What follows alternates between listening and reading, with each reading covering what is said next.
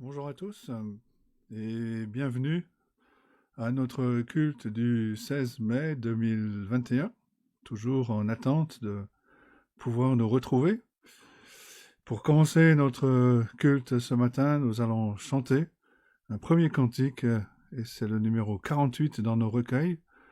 Les cieux et la terre célèbrent en chœur la gloire du Père, du Dieu créateur.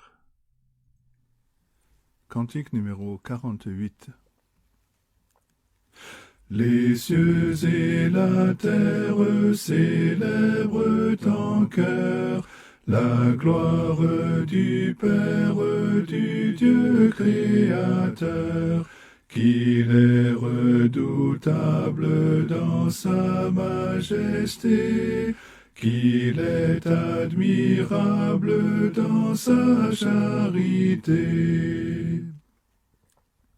C'est lui qui nous donne le printemps joyeux, les fruits de l'automne, l'été radieux, largesse infinie que rien ne tarit, sa main rassasie tout être qui vit.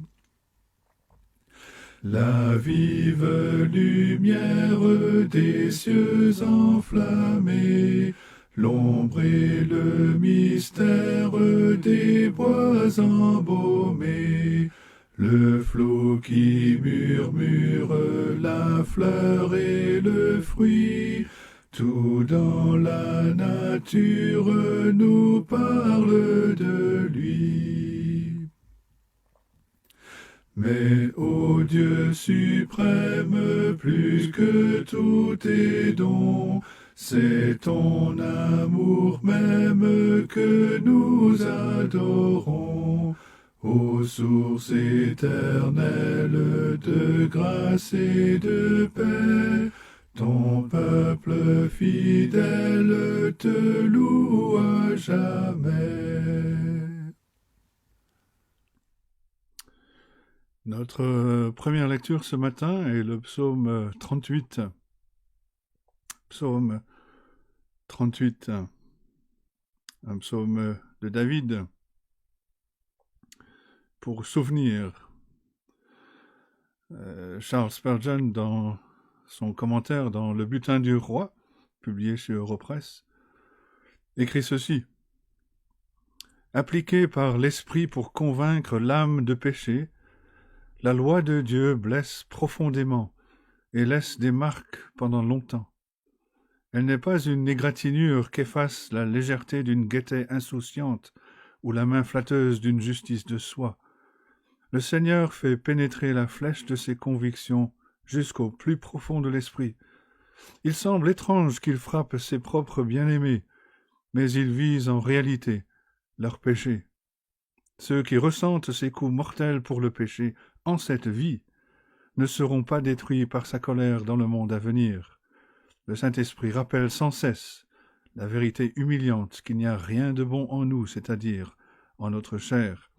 Et plus loin, Spurgeon continue, et il dit ceci, « Voyez comment la douleur active l'importunité de la prière du psalmiste. C'est un des résultats bénis de l'affliction. Elle donne une nouvelle vigueur à nos supplications. Seigneur, mon salut, pas simplement mon sauveur. Celui avec qui est le Seigneur possède aussi le salut. Le Seigneur ne nous abandonne pas. Sa grâce est une aide qui vient au meilleur moment. Et une fois au ciel, nous verrons que nous n'avons pas connu une épreuve de trop, ni une douleur trop sévère. Le chagrin pour le péché débouchera sur la gratitude, et celle-ci sur une joie inexprimable et pleine de gloire. Lisons donc le psaume 38, et c'est la parole de Dieu. Psaume de David, pour souvenir. Éternel, ne me punis pas dans ta colère, et ne me châtie pas dans ta fureur, car tes flèches m'ont atteint, et ta main s'est appesantie sur moi. Il n'y a rien de sain dans ma chair à cause de ta colère. Il n'y a plus de vigueur dans mes os à cause de mon péché. car mes iniquités s'élèvent au-dessus de ma tête. Comme un lourd fardeau, elles sont trop pesantes pour moi. Mes plaies sont infectes et purulentes par l'effet de ma folie. Je suis courbé, abattu au dernier point. Tout le jour je marche dans la tristesse, car un mal brûlant dévore mes entrailles, et il n'y a rien de sain dans ma chair. Je suis sans force, entièrement brisé. Le trouble de mon cœur m'arrache des gémissements. Seigneur, tous mes désirs sont devant toi, et mes soupirs ne te sont point cachés. Mon cœur est agité, ma force m'abandonne, et la lumière de mes yeux n'est plus même avec moi. Mes amis et mes connaissances s'éloignent de ma plaie, et mes proches se tiennent à l'écart. Ceux qui en veulent à ma vie tendent leurs pièges, ceux qui cherchent mon malheur disent des méchancetés, et méditent tout le jour des tromperies. Et moi je suis comme un sourd, je n'entends pas. Je suis comme un muet qui n'ouvre pas la bouche. Je suis comme un homme qui n'entend pas et dans la bouche duquel il n'y a point de réplique. Éternel, c'est en toi que j'espère. Tu répondras, Seigneur, mon Dieu. Car je dis, ne permets pas qu'ils se réjouissent à mon sujet, qu'ils s'élèvent contre moi si mon pied chancelle. Car je suis près de tomber, et ma douleur est toujours devant moi. Car je reconnais mon iniquité, je suis dans la crainte à cause de mon péché. Et mes ennemis sont pleins de vie, pleins de force. Ceux qui me haïssent sans cause sont nombreux. Ils me rendent le mal pour le bien. Ils sont mes adversaires parce que je recherche le bien. Ne m'abandonne pas, Éternel. Mon Dieu, ne t'éloigne pas de moi. Viens en hâte à mon secours. Seigneur, mon salut. Et c'est la parole de Dieu. Et je vous invite maintenant à nous tourner vers Dieu dans la prière. Prions. Notre Dieu, notre Père céleste, tu es le seul vrai Dieu, le créateur de toutes choses. Comme nous l'avons chanté, la création célèbre ta grandeur et ta gloire. Par ta parole, tu as créé l'univers entier. Et par ta parole, encore aujourd'hui, tu diriges et tu règnes sur l'univers. Toutes choses sont entre tes mains. Tu n'es jamais pris au dépourvu parce que tu contrôles tout. Tu es le Dieu Tout-Puissant. Rien ne t'est impossible. Personne ne peut t'empêcher d'accomplir ton dessein parfait. Et tu es aussi un Dieu de grâce. Tu as choisi d'aimer un peuple composé de personnes de toute langue, de toute race, de tout âge, venant de toute nation pour être ton peuple, un peuple que tu as racheté, un peuple que tu as délivré du péché et de la mort et de la condamnation éternelle. Et nous te louons, Père, parce que c'est toi qui as accompli notre salut. Tu nous as envoyé ton propre Fils dans ce monde, prendre sur lui notre humanité, vivre une vie parfaite selon la loi, et donner sa vie en rançon pour nous. Et c'est uni à lui par la foi que nous sommes réconciliés avec toi, que nous avons la paix avec toi. Et nous te bénissons pour ce don merveilleux, pour ce Sauveur parfait, pour l'œuvre parfaite qu'il a accomplie. Et nous sommes émerveillés en réalisant que nous qui étions par nature des enfants de colère comme les autres, tu as fait de nous tes enfants. Tu nous as adoptés dans ta famille. Tout cela est par grâce. Nous ne le méritons pas. Nous te remercions pour ta parole. Te remercions que c'est par elle que tu nous instruis.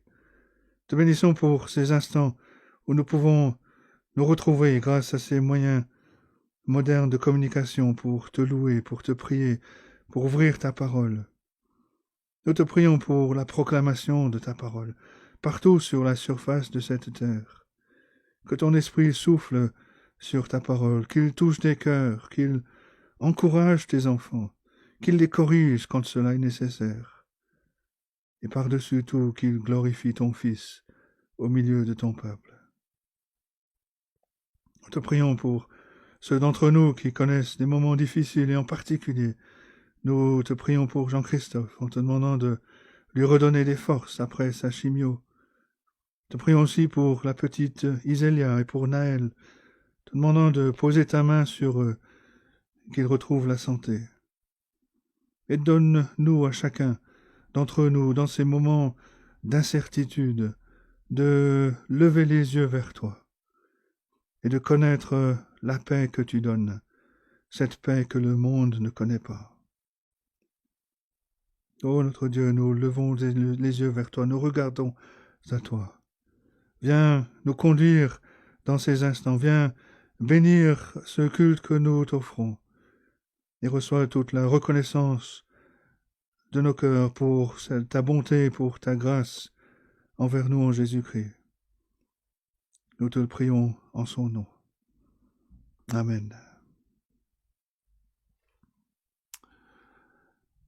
Notre deuxième lecture ce matin est dans la lettre de Paul aux Colossiens, Colossiens chapitre 1. Et nous allons lire les versets à partir du verset 1 du chapitre 1 jusqu'au verset 3 du chapitre 2. Colossiens, chapitre 1.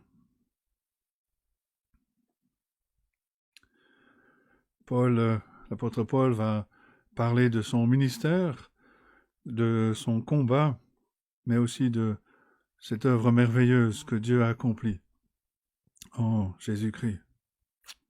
Donc, Colossiens, chapitre 1, à partir du verset 1, et voici la parole de Dieu. Paul, apôtre de Jésus-Christ par la volonté de Dieu, et le frère Timothée, aux saints et fidèles frères en Christ qui sont à Colosse, que la grâce et la paix vous soient données de la part de Dieu, notre Père.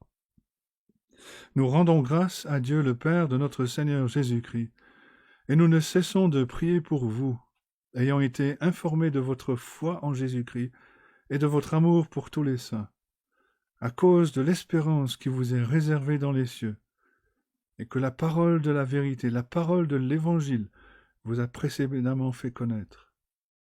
Il est au milieu de vous et dans le monde entier. Il porte des fruits et il s'accroît, comme c'est aussi le cas parmi vous, depuis le jour où vous avez entendu et connu la grâce de Dieu conformément à la vérité, d'après les instructions que vous avez reçues d'Épaphras, notre bien-aimé compagnon de service. Il est pour vous un fidèle ministre de Christ, et il nous a appris de quel amour l'Esprit vous anime.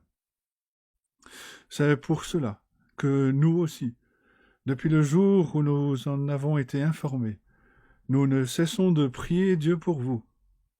Nous demandons que vous soyez remplis de la connaissance de sa volonté, en toute sagesse et intelligence spirituelle, pour marcher d'une manière digne du Seigneur et lui être entièrement agréable, portant des fruits en toutes sortes de bonnes œuvres, et croissant par la connaissance de Dieu, fortifiés à tous égards par sa puissance glorieuse, en sorte que vous soyez toujours et avec joie, persévérants et patients.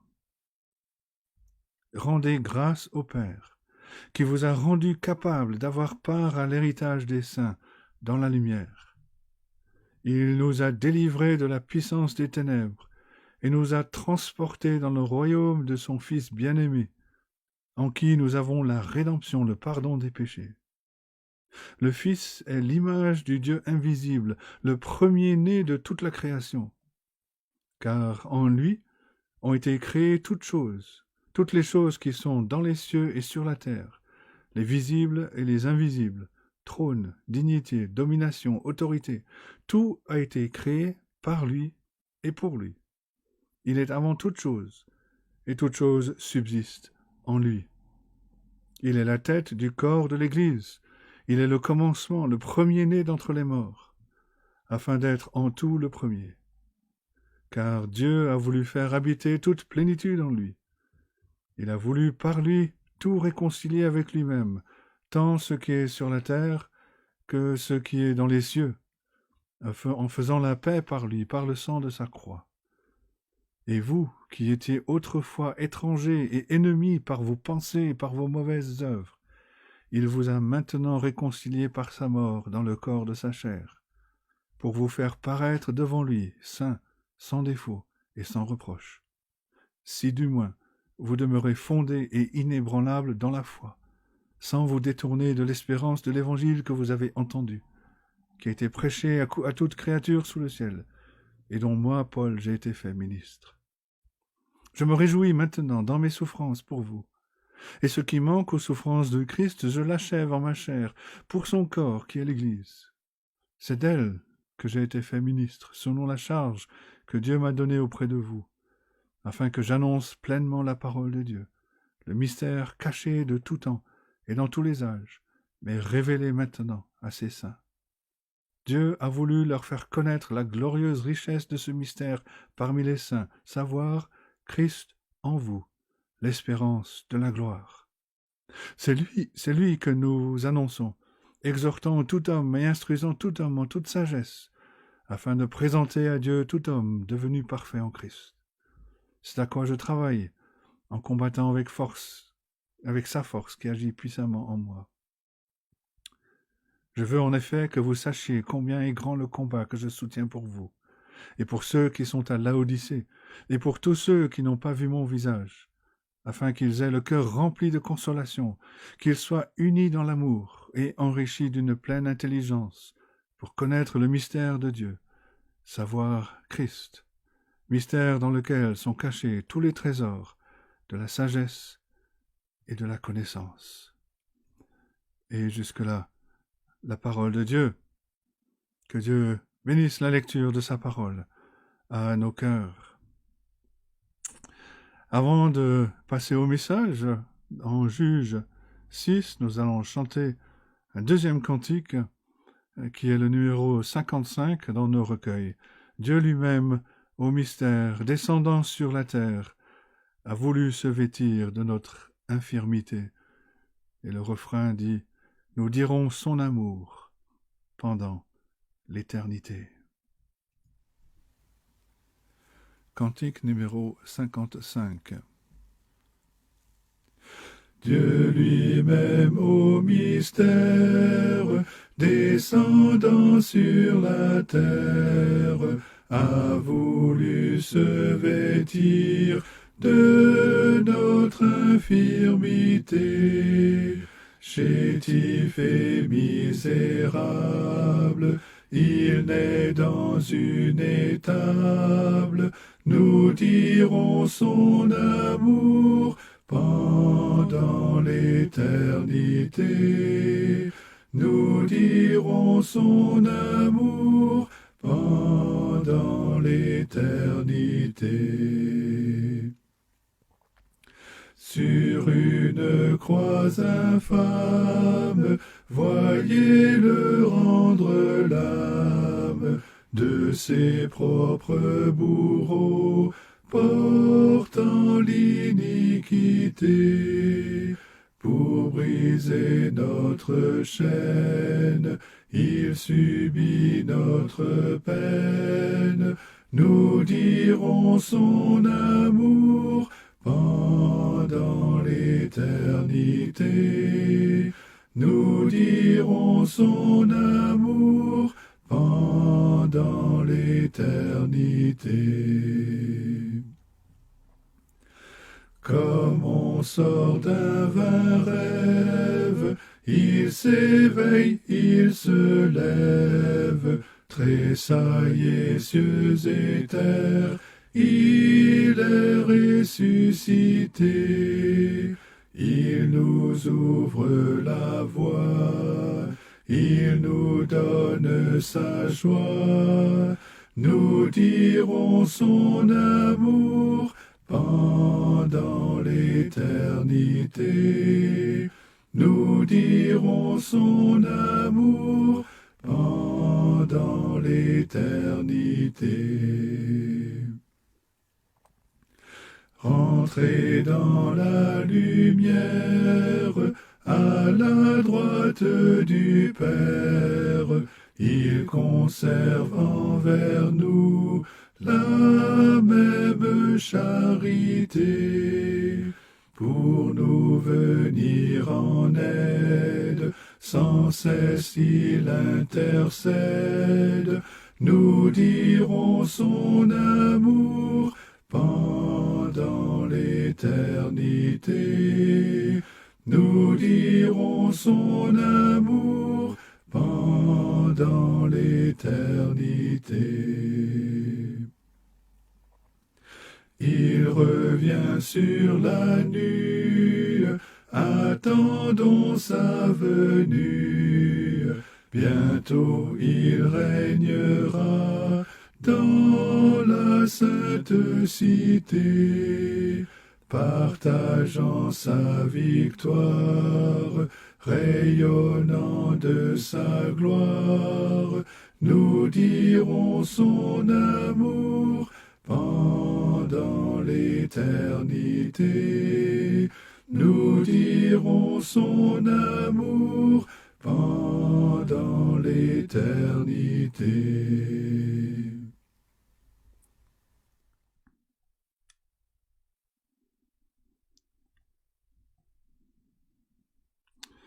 Bien, je vous invite à ouvrir la parole de Dieu dans le livre des Juges.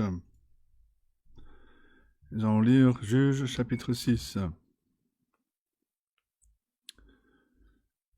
Le livre des Juges, chapitre 6, et nous continuons donc notre série dans ce livre.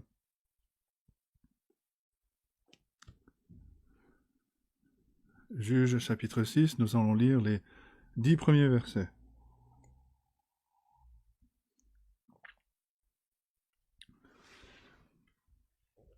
Juges 6, verset 1, et voici la parole de Dieu.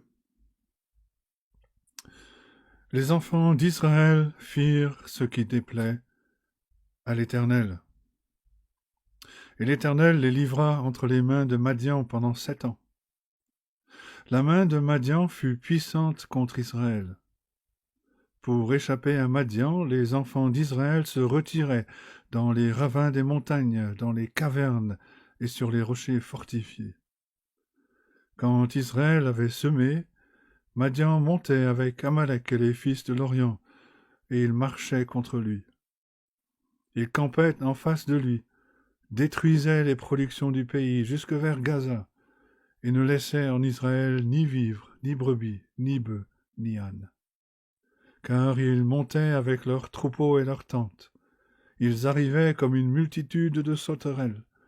Ils étaient innombrables, eux et leurs chameaux, et ils venaient dans le pays pour le ravager. Israël fut très malheureux à cause de Madian, et les enfants d'Israël crièrent à l'Éternel. Lorsque les enfants d'Israël crièrent à l'Éternel au sujet de Madian, l'Éternel envoya un prophète aux enfants d'Israël.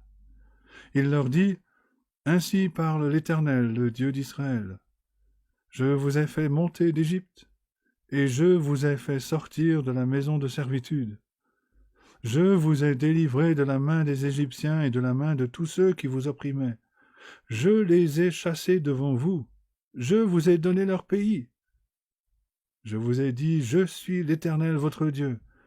Vous ne craindrez point les dieux des Amoréens dans le pays desquels vous habitez. Mais vous n'avez pas écouté ma voix. » Et jusque-là, la parole de Dieu. Je ne sais pas si vous avez acheté un gadget électronique récemment, mais la dernière fois que vous l'avez fait, vous étiez sans doute content de lire sur l'emballage que les piles étaient incluses. Vous avez sans doute remarqué que pour faire fonctionner le gadget, il fallait retirer une petite languette en plastique qui était là pour éviter que la batterie se vide. Mais peut-être que vous ne l'avez pas remarqué. Parce qu'il y a beaucoup de personnes qui ignorent les instructions pour ce genre de gadget et qui sont ensuite frustrées parce que leur gadget ne fonctionne pas. Il y a une raison pour laquelle la plupart des objets que nous achetons, de la voiture jusqu'à la machine à laver, viennent avec un manuel d'instruction. Le fabricant s'attend à ce que nous lisions les instructions, parce que l'utilisation correcte de l'objet acheté et la durée de vie de cet objet dépendent du respect des consignes par l'utilisateur. Le problème, c'est que trop de personnes ne lisent pas ces instructions.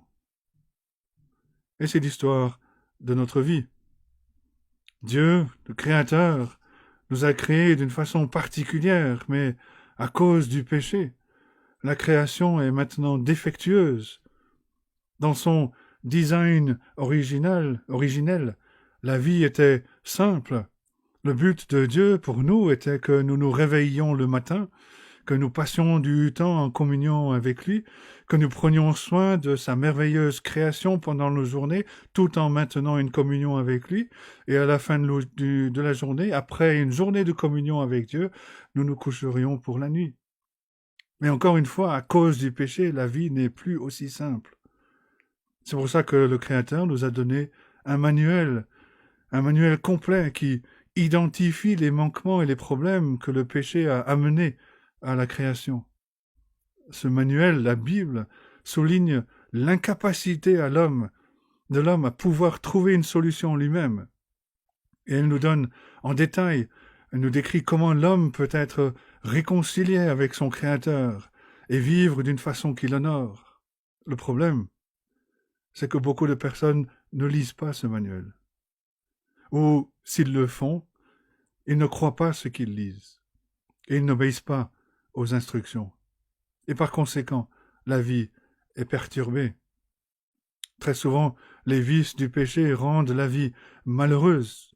Et parce que les gens ne suivent pas les instructions du Créateur pour la vie, ils deviennent addicts aux passions, aux convoitises. Ils sont contrôlés par le péché. Tout s'écroule, leurs familles sont des désastres. Et par-dessus tout, la vie est très loin de ce que le Créateur avait prévu. Dieu avait donné des instructions très claires et précises au peuple qu'il s'était choisi, à Israël. Il leur a donné sa loi. Aucune autre nation n'avait cette révélation de Dieu. Dans cette loi, il y avait tous les détails concernant la vie, concernant le service de Dieu. Il suffit de lire les livres de Lévitique, Nombre, Deutéronome. Peut-être que les enfants d'Israël trouvaient ces lois encombrantes, difficiles, lourdes. Un peu comme celui qui vient d'acheter une nouvelle tondeuse à gazon et qui conclut que changer l'huile du moteur est une tâche inutile et ennuyeuse. Pourquoi est-ce que je le ferais alors que le voisin ne le fait pas? Quand les enfants d'Israël, quand ce peuple choisi par Dieu essaye de vivre comme ses voisins, que Dieu n'a pas choisi, à qui il n'a pas donné ses instructions, leur vie, si vous permettez, sont foutues. Et on lit en Juge 6 que le peuple d'Israël, encore une fois, a décidé que le maintien d'une vie selon les instructions de Dieu n'était pas nécessaire. Encore une fois, le peuple d'Israël a décidé qu'il voulait être comme les nations que Dieu n'avait pas choisies. Et encore une fois, la vie est devenue une grande misère.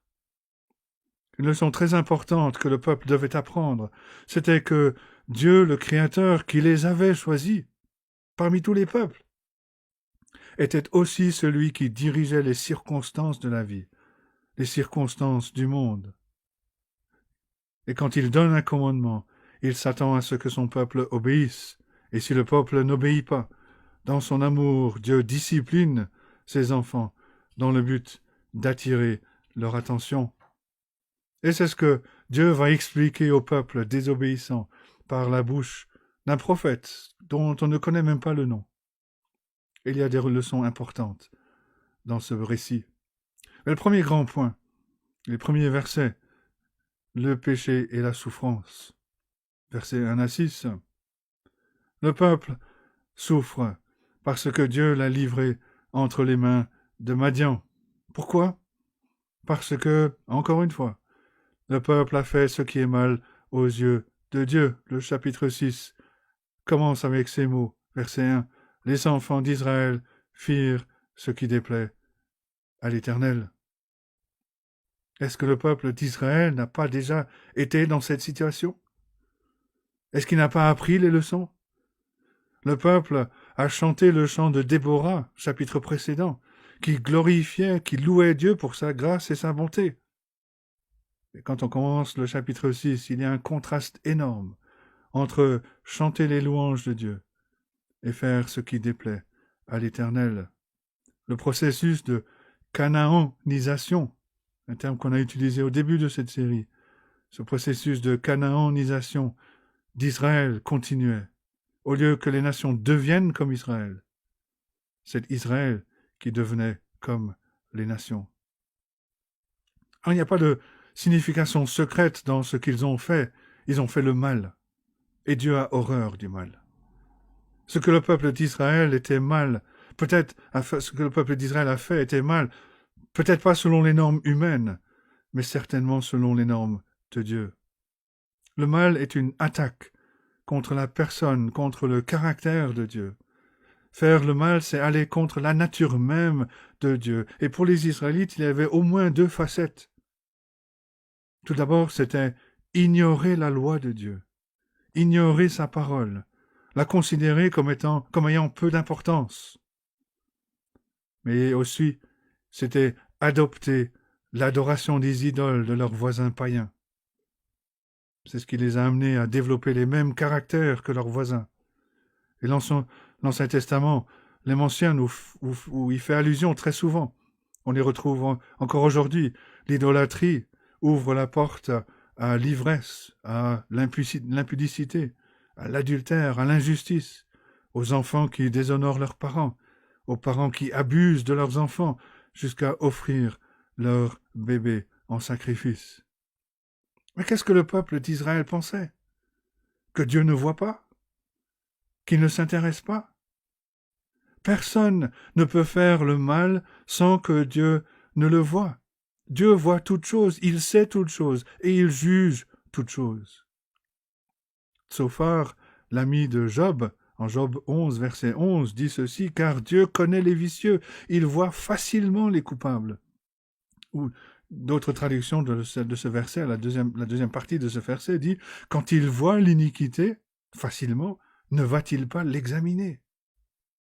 Et cette conclusion de Tsophar rejoint ce que Dieu dit à travers son prophète Ésaïe, Ésaïe 29, versets 14 et 15. « C'est pourquoi je frapperai encore ce peuple par des prodiges et des miracles, et la sagesse de ces sages périra, l'intelligence de ces hommes intelligents disparaîtra.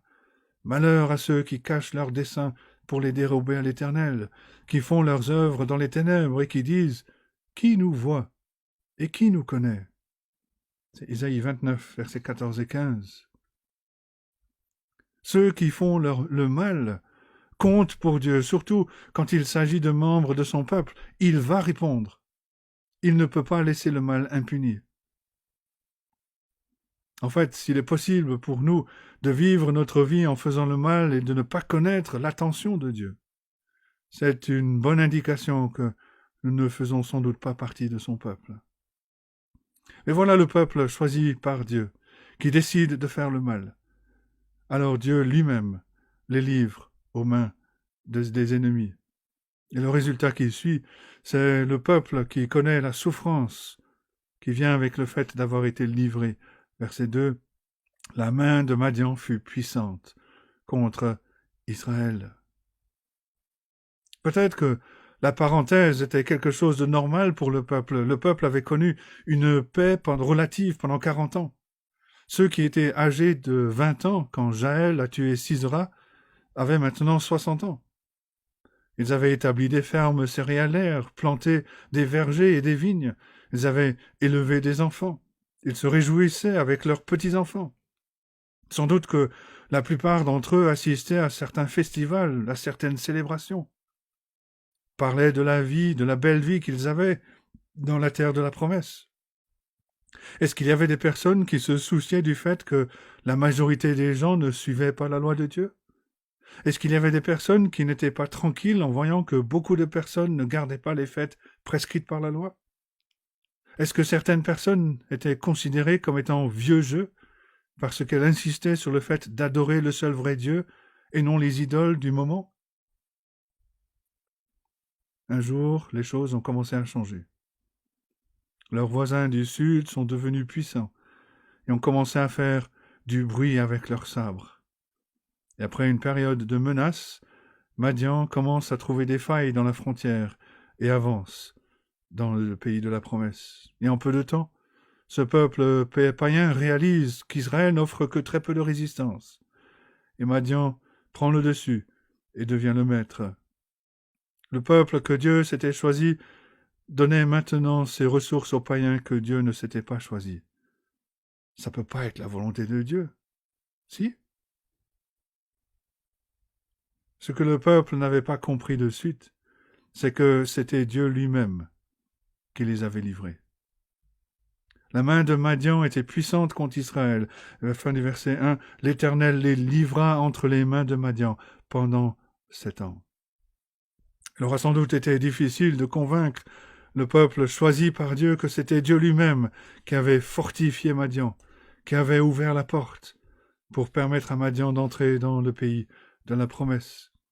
Mais Dieu avait averti, dès le début de l'histoire de la nation d'Israël, qu'il serait lui-même leur juge, qu'il serait celui qui les disciplinerait. Dans la loi, dans le livre du Lévitique, Dieu a averti que si son peuple choisissait le péché, c'est lui-même, l'Éternel, qui viendrait les juger, qui viendrait les punir. Lévitique 26, versets 27 à 33. Si malgré cela, vous ne m'écoutez point et vous me résistez, je vous résisterai aussi avec fureur, et je vous châtierai 7 fois plus pour vos péchés. Vous mangerez la chair de vos fils, et vous mangerez la chair de vos filles. Je détruirai vos hauts lieux, j'abattrai vos statues consacrées au soleil, je mettrai vos cadavres sur les cadavres de vos idoles, et mon âme vous aura en horreur.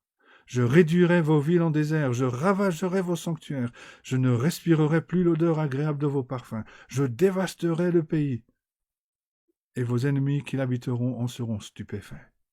Je vous disperserai parmi les nations, et je tirerai l'épée après vous. Votre pays sera dévasté, vos villes seront désertes. Dieu allait-il faire cela? C'est son engagement, c'est son avertissement.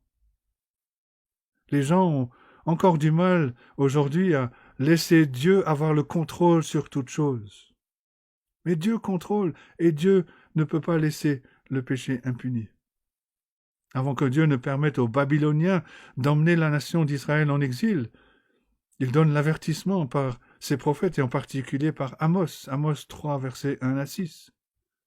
Écoutez cette parole que l'Éternel prononce contre vous, enfants d'Israël, contre toute la famille que j'ai fait monter du pays d'Égypte. Je vous ai choisis, vous seuls parmi toutes les familles de la terre.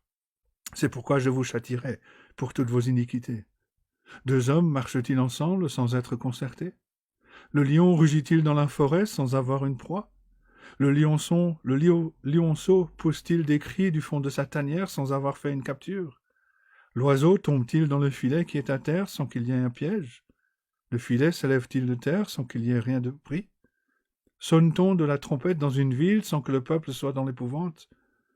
Arrive-t-il un malheur dans une ville sans que l'Éternel en soit l'auteur? Parce que Dieu est en contrôle de tout, parce que Dieu est l'auteur du jugement, la vie s'effondre pour le peuple d'Israël. Et en réponse à la puissance dévastatrice de Madian, les Israélites vont se cacher dans la peur. Verset 2. Pour échapper à Madian, les enfants d'Israël se retiraient dans les ravins des montagnes, dans les cavernes et sur les rochers fortifiés. Imaginez ce genre de vie pour les enfants de ceux à qui Dieu avait donné le pays où coule le lait et le miel. Les parents avaient planté des vergers, des vignes, avaient bâti des fermes, construit des maisons. Ils avaient connu la bonté de l'Éternel. Et maintenant, pendant 7 ans, pendant 7 longues années, les informations confirmaient que les choses ne seraient pas les mêmes pour la génération suivante. à cause des difficultés économiques causées par l'invasion et le règne de ces païens. La jeune génération ne pouvait pas s'acheter de maison. Ils devaient vivre dans les cavernes, sur les rochers fortifiés. Et le peuple ne pouvait même pas profiter du fruit de leur labeur. Versets 3 à 5. Quand Israël avait semé, Madian montait avec Amalek et les fils d'Orion, et il marchait contre lui. Il campait en face de lui, détruisait les productions du pays jusque vers Gaza, et ne laissait en Israël ni vivres, ni brebis, ni bœufs, ni ânes. Car ils montaient avec leurs troupeaux et leurs tentes. Ils arrivaient comme une multitude de sauterelles. Ils étaient innombrables, eux et leurs chameaux, et ils venaient dans le pays pour le ravager. Ces maîtres païens qui dominaient sur le peuple d'Israël venaient et volaient toute la richesse que produisait ce pays où coulait le lait et le miel. Vidé et privé de tout, le peuple d'Israël a crié à l'Éternel, verset 6. Israël fut très malheureux à cause de Madian, et les enfants d'Israël crièrent à l'Éternel. L'original est très graphique. Ici, Israël fut très malheureux, peut se traduire Israël est devenu très petit par manque de nourriture. Et Israël a crié à l'Éternel. Dieu les a amenés très bas. Son désir était que le peuple grandisse, profite de ses provisions généreuses. Mais le peuple a choisi de ne pas croire en ses promesses. Il a préféré ressembler à ses voisins non choisis. Dieu a pris le peuple qu'il s'était choisi pour l'amener d'un niveau de plénitude à un niveau d'humiliation. Et c'était une humiliation comparée à la hauteur de la bénédiction de Dieu. C'était une humiliation comparée à la hauteur de la plénitude de leurs parents. C'était une humiliation comparée au niveau de leurs voisins.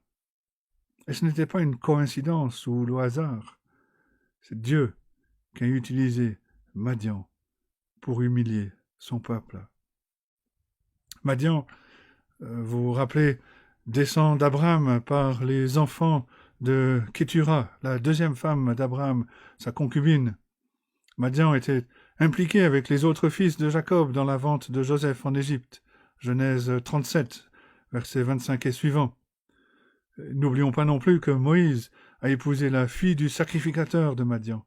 Exode chapitre 2, versets 15 et suivants. Il y avait donc un lien de parenté avec les enfants d'Israël. Israël, Jacob, le petit-fils d'Abraham. Mais Madian n'a pas été choisi.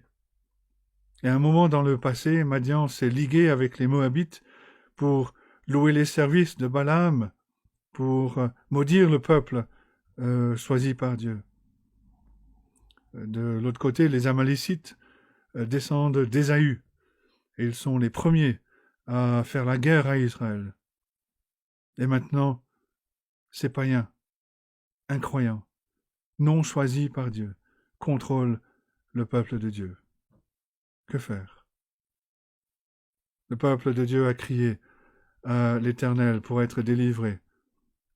Il se tourne vers son Dieu. Le peuple, les véritables enfants de Dieu savent vers qui se tourner quand les moments sont difficiles. Les personnes qui n'ont que la sagesse du monde se tournent vers l'alcool, les drogues, le sexe, la violence, la guerre, d'autres styles de vie à très haut risque. Et selon les 4 premières histoires que nous avons déjà vues dans ce livre, quand le peuple a été suffisamment humilié pour crier à l'Éternel, Dieu a répondu à leur prière en suscitant un juge combattant, libérateur, sauveur. Mais cette fois-ci, il ne le fait pas tout de suite. Il ne leur donne pas tout de suite un juge. Dieu s'arrête pour expliquer quel est le problème avant d'envoyer un juge. Dieu dit au peuple, laissez-moi vous expliquer d'abord. Et c'est le deuxième point. L'explication de Dieu, versets 7 à 10. En réponse à leur prière, Dieu envoie un messager. Le peuple a finalement compris qu'il y a un lien entre la persécution par Madian et l'Éternel. On lit au verset 7, lorsque les enfants d'Israël crièrent à l'Éternel au sujet de Madian. Ces païens étaient les instruments utilisés par Dieu pour humilier le peuple d'Israël. Les Israélites, dans la misère, savaient que la vie n'avait pas été comme cela auparavant, pendant 40 ans. Et ils s'attendaient à ce que Dieu maintenant les aide. Il l'avait fait dans le passé, alors pourquoi pas maintenant? Et Dieu leur envoie, Dieu répond à leurs prières, mais il leur envoie un prédicateur. Verset 8. L'Éternel envoya un prophète aux enfants d'Israël. Mettez-vous à leur place, imaginez la surprise. Leur ventre criait famine. Ils avaient réellement besoin d'aide et ils ont obtenu la visite d'un prédicateur. Comme si vous tombiez en panne sur l'autoroute, que vous appeliez l'assistance et que l'assistance ne vous envoie pas un mécanicien pour réparer la voiture, mais vous envoie un philosophe. Dieu n'a pas suscité un juge tout de suite. Il n'a pas suscité un libérateur tout de suite. Il leur a d'abord envoyé un messager, avec un message bien précis. Le peuple pense qu'une certaine chose est nécessaire, alors que Dieu sait que seule sa parole peut interpréter et délivrer ceux qui croient. Et Dieu continue d'agir de cette façon. La parole de Dieu est une épée à double tranchant qui devrait couper de manière profonde dans nos cœurs et dans nos vies pour révéler nos doutes, notre incrédulité, notre idolâtrie pécheresse. Hébreux 4, versets 12 et 13. La parole de Dieu est vivante et efficace, plus tranchante qu'une épée quelconque à deux tranchants, pénétrante jusqu'à partager âme et esprit, jointure et moelle. Elle juge les sentiments et les pensées du cœur. Nulle créature n'est cachée devant lui, mais tout est nu et découvert aux yeux de celui à qui nous devons rendre compte. Mais il est plus facile pour les enfants de Dieu de demander à Dieu de les sortir d'une situation dans laquelle ils se trouvent, sans aller d'abord à la parole de Dieu, pour y chercher la sagesse et la raison pour laquelle ils se trouvent dans cette situation. Certains prient ainsi, « Seigneur, enlève ma dépression » ou « Seigneur, retire de moi cette chute continuelle dans certains péchés » ou « Seigneur, enlève mon absence de soumission et ses conséquences dans la vie ». Mais très souvent, ces personnes ne sont pas prêtes à sonder la parole de Dieu pour chercher à lui ressembler. La parole de Dieu est l'instrument que l'Esprit Saint utilise pour toucher la cause de notre problème à tous, l'orgueil, l'égocentrisme, le culte de gloire. Et très souvent, Dieu n'apporte pas un soulagement immédiat à notre souffrance. Il va plutôt nous enseigner, nous instruire, nous annoncer, nous prêcher sa parole pour révéler le problème plus profond qu'il y a en nous. Dieu répond toujours à nos prières, selon sa sagesse souveraine et au bon moment.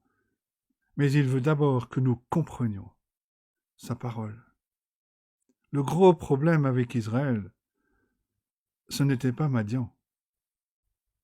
Le problème avec Israël, c'était Israël. Israël n'écoutait pas, n'obéissait pas à la parole de Dieu. Et c'est cette question qui doit être traitée en premier. C'est pour ça que Dieu a envoyé un prophète en premier, avant de leur envoyer un juge pour les délivrer et leur amener la nourriture. Aujourd'hui, il envoie des prédicateurs, des membres de la famille, des amis, des frères et sœurs en Christ, qui nous aident à mieux comprendre sa parole. Un commentateur écrit ceci, « Tout comme Israël, nous aimerions parfois échapper à nos circonstances, alors que Dieu veut que nous interprétions nos circonstances. Parfois, nous avons plus besoin de compréhension que de soulagement. Parfois, Dieu doit nous éclairer avant qu'il n'ose nous accorder la sécurité.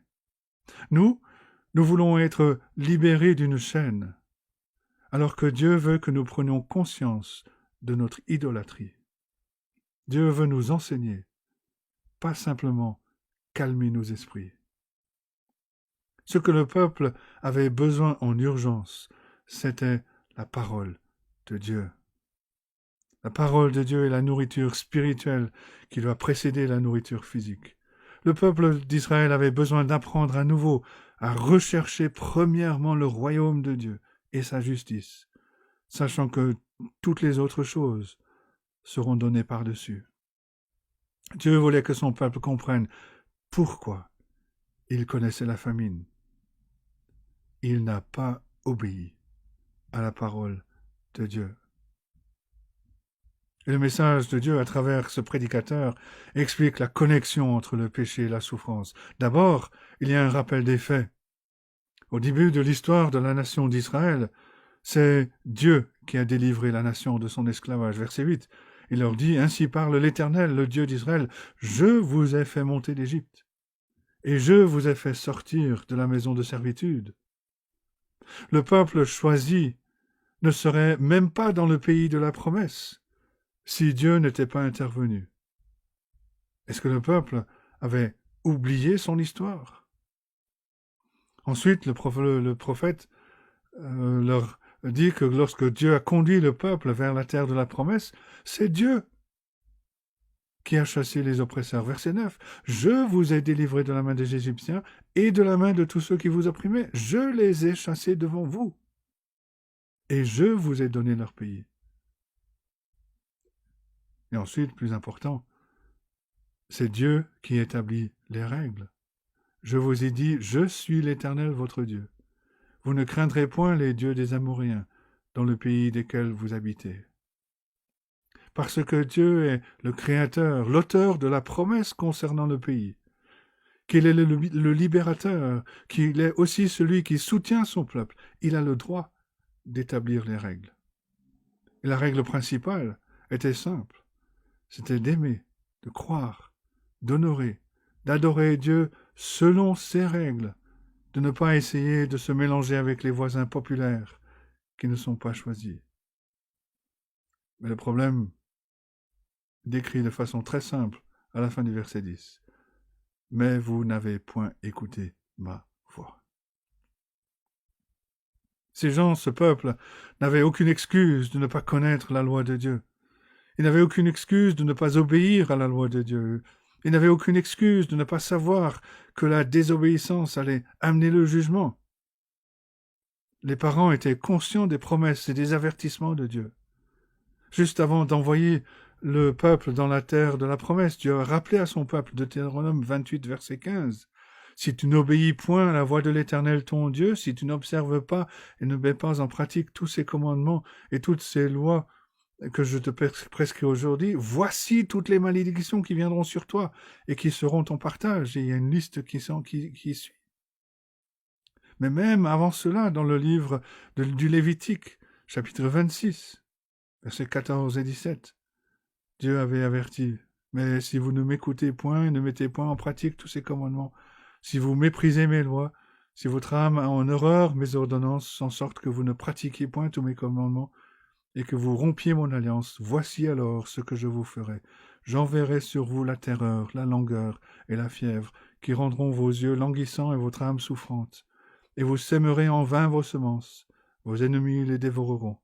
Je tournerai ma face contre vous et vous serez battus devant vos ennemis. Ceux qui vous haïssent domineront sur vous et vous fuirez sans que l'on vous poursuive. » Et maintenant, par la bouche du prophète, Dieu rappelle à son peuple choisi la connexion qui existe entre leur désobéissance et son jugement. Il dit que ce qu'il avait annoncé, il l'a mis en application. Il l'a fait. Il tient sa parole. Dieu envoie son prophète pour convaincre le peuple de péché avant d'envoyer le juge pour délivrer le peuple d'Israël de l'oppression. Parce que le peuple regrette, mais le peuple n'est pas repentant. Et la Bible fait une grande distinction entre les deux.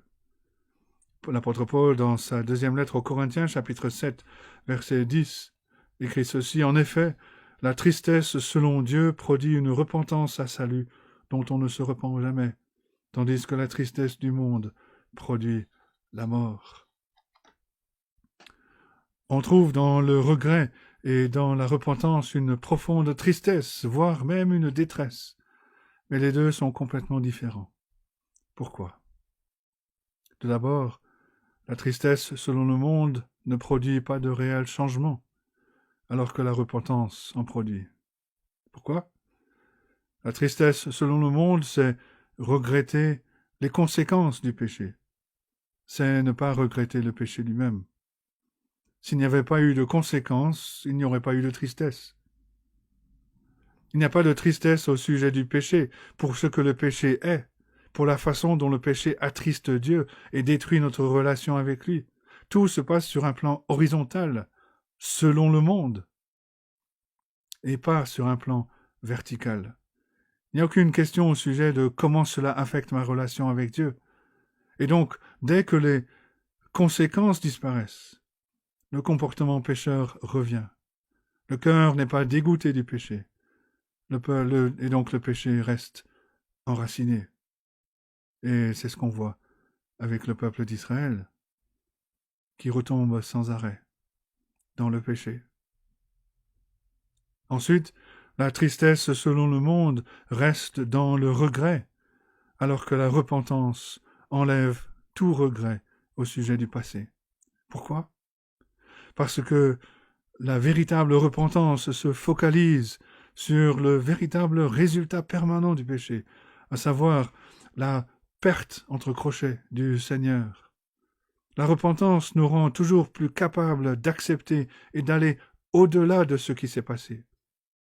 Quand on réalise que Dieu nous a pardonné en Christ, que nous ne l'avons pas perdu, on se dit que l'on méritait bien plus, que la véritable punition est tombée sur le Seigneur Jésus-Christ et qu'elle ne tombera pas sur moi si je suis caché en Christ. Après une repentance véritable et une restauration auprès de Dieu, le croyant ne hait pas sa vie. Quand quelqu'un est inconsolable, cela veut dire qu'il a fait de quelque chose autre que Dieu, son Dieu ou son Sauveur. Ça peut être des choses comme l'argent, la carrière, la famille, des choses qui deviennent des idoles. Et leur perte est donc impossible à guérir sans les répudier comme idoles. Le regret, c'est au sujet de moi.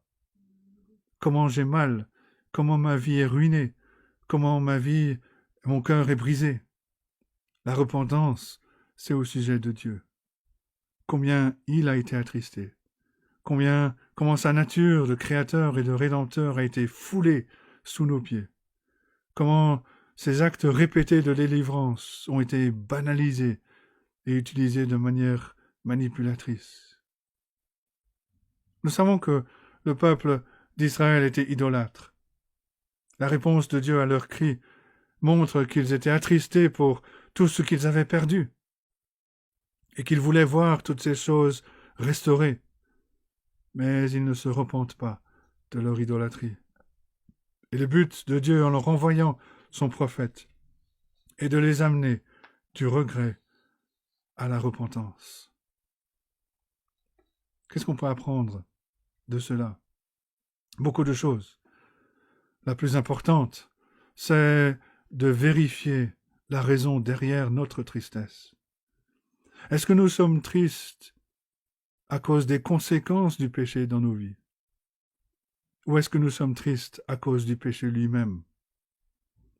Est-ce que nous sommes tristes parce que nous avons perdu la jouissance d'une idole? Ou parce que notre relation avec Dieu a été endommagée? Il y a deux autres applications. Nous devons aussi écouter la parole de Dieu. Le peuple de Dieu, le peuple d'Israël a crié pour un miracle dramatique. Dieu leur a envoyé un sermon, une exposition de sa parole. Il n'y a pas moyen de contourner l'étude de la parole de Dieu. C'est elle qui nous enseigne qui nous sommes, comment être réconciliés avec Dieu. C'est le moyen par lequel l'Esprit de Dieu apporte un renouvellement spirituel dans nos vies, la parole de Dieu. Mais nous devons aussi discerner en nous-mêmes la différence entre les lacunes normales sur la route de la croissance chrétienne et le fait de rester coincé. dans un cycle répété de lacunes qui est un signe de l'absence de progrès. Si on tombe continuellement dans le même trou, que le nombre de chutes ne diminue pas en intensité ou en nombre, il se peut alors que notre réponse soit simplement du regret et non de la repentance. En d'autres mots, on regrette les troubles causés par le péché, mais on ne désire pas identifier et rejeter l'idole qui reste attractive à nos yeux. Le gros problème ici, c'est que souvent on ne peut pas voir une bonne perspective sur notre cœur par nous-mêmes. Beaucoup de personnes qui progressent pensent qu'elles ne le font pas, et ceux qui progressent ne progressent pas sont dans le déni à ce sujet. C'est pour ça que nous avons besoin des frères et des sœurs en Christ qui peuvent nous aider à faire la différence entre regret et repentance. Celui qui regrette n'est pas dégoûté du péché, il y retourne, il ne change pas. Celui qui se repent est dégoûté du péché. Et il peut aller au-delà de ce qui se passait. Il voit qu'il est pleinement pardonné en Jésus-Christ, qu'il mérite bien plus que les conséquences physiques de son péché. Mais il réalise que la condamnation est retombée sur son Sauveur, son substitut, le Seigneur Jésus-Christ, et qu'elle ne tombera pas sur lui. David a pu s'écrier, en particulier dans le psaume 32, « Heureux, heureux celui à qui la transgression est remise, à qui le péché est pardonné, heureux l'homme à qui l'Éternel n'impute pas l'iniquité. » Que Dieu nous aide à ruminer ces choses et qu'il bénisse sa parole à nos cœurs. Amen.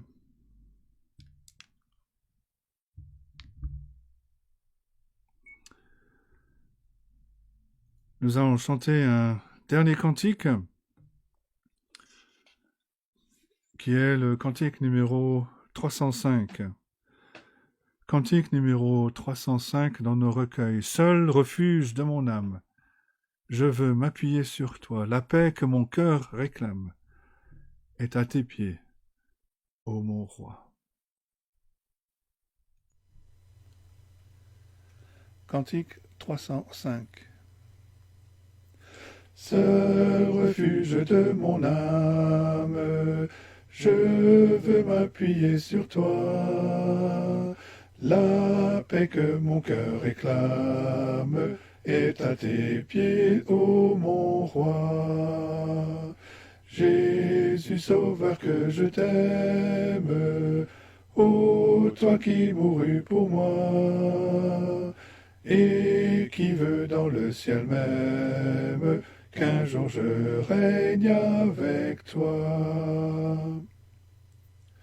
Sur ta croix, victime sainte, mon péché fut expié. Plus d'angoisse, plus de crainte, ton sang m'a purifié.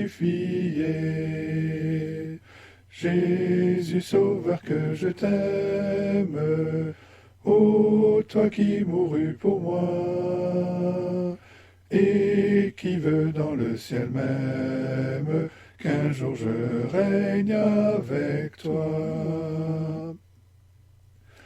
Il n'est aucune autre chose qui puisse apaiser mon cœur. En toi seul je me repose, en toi mon puissant Sauveur. Jésus Sauveur que je t'aime, ô toi qui mourus pour moi, et qui veux dans le ciel même qu'un jour je règne avec toi.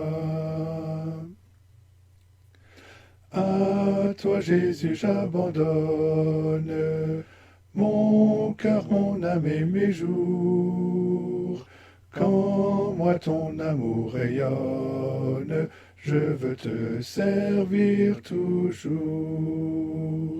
Jésus Sauveur que je t'aime, Ô toi qui mourus pour moi, et qui veux dans le ciel même, qu'un jour je règne avec toi. Nous allons conclure ce temps ensemble avec cette bénédiction que nous avons dans la lettre aux Hébreux, chapitre 13. Que le Dieu de paix, qui a ramené d'entre les morts le grand berger des brebis, par le sang d'une alliance éternelle, notre Seigneur Jésus, vous rende capable de toute bonne œuvre pour l'accomplissement de sa volonté. Qu'il fasse en vous ce qui lui est agréable par Jésus-Christ, auquel soit la gloire au siècle des siècles. Amen. Bon dimanche et bonne semaine à vous.